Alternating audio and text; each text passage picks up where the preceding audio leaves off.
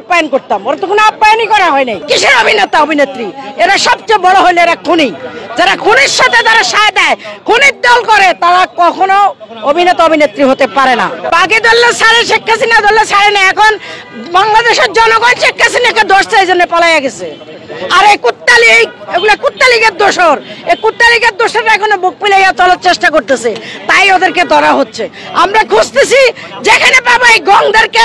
শুধু সিদ্দিক না, যারা যারা আওয়ামী লীগের দোষর ছিল, যারা যারা আওয়ামী লীগের সাথে মিলে বাংলাদেশে গণহত্যা চালাইছিল, গুম খুনের সাথে জড়িত ছিল, আমরা প্রত্যেকটা এই খুনি সন্ত্রাসীদেরকে ধরার চেষ্টা করব। আজকে গ্রেপ্তার হয়েছে যখন, আমি তখন পল্টনে ছিলাম, শুনলাম।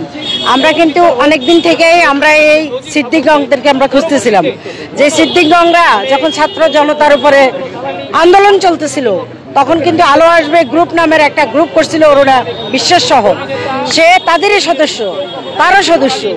এরা টোটালি চাইছে বাংলাদেশের প্রত্যেকটা আনাচে কানাচে যত জাতীয়তাবাদী দল পরিবার আছে সবাইকে হেনস্থা করার জন্য এবং ছাত্র জনতার উপরে গরম পানি ঢেলে তাদেরকে নিহত করার জন্য, গোলাগুলি করার জন্য তারা কিন্তু সে কিন্তু শেল্টার দিয়েছেন। আর ও চরম বেয়াদব।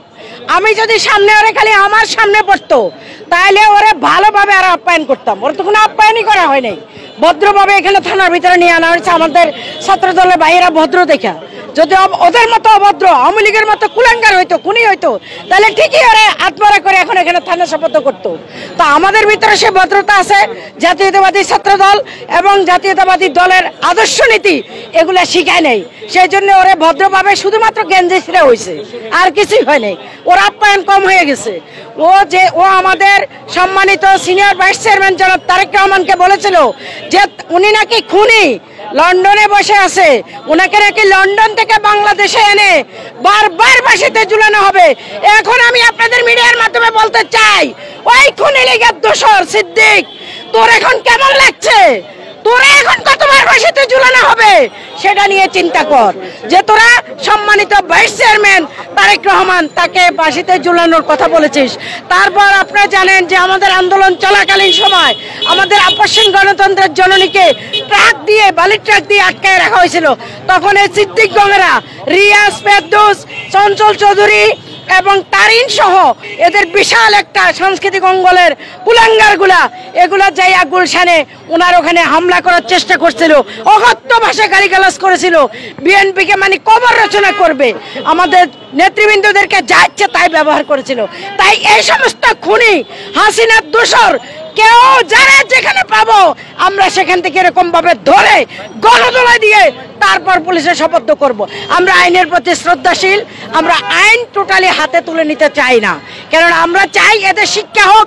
আপনাদের এই সংবাদের মাধ্যমে সারা বিশ্ববাসী দেখুক যে এই কুলাঙ্গাররা এখনো কিভাবে মুখ ফুলাইয়া চলে।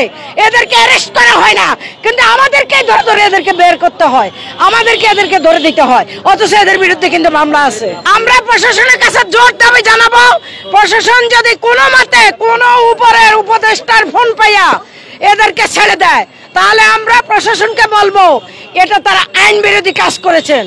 যে শত প্রমাণ থাকার পরেও ওনারা দেখে নাই, যারা প্রশাসন যারা আজকে ওনাকে ধরছে আইনে শপথ করার পরে দেখে নাই ওর বিরুদ্ধে কি কি ক্লেম আছে, এই খুনিদের বিরুদ্ধে মামলা আছে, সেটা প্রশাসন অবশ্যই জানে। আমরা চাই কোনোভাবে যেন খুনিদের ছাড়া না হয়। এই খুনিদের ছাড়লে এরা কিন্তু আবারও সেই জাগ্রত হয়ে উঠবে। ওরা এখনো আবার বুক ফুলে বিভিন্ন জায়গায় জায়গায় মাথা ছাড়া দিয়ে ওঠার চেষ্টা করছে। আমরা চাই এরা যেন 14 শিকের ভিতরে থাকে, এদের যেন পর্যাপ্ত পরিমাণ শাস্তি হয়, তাহলে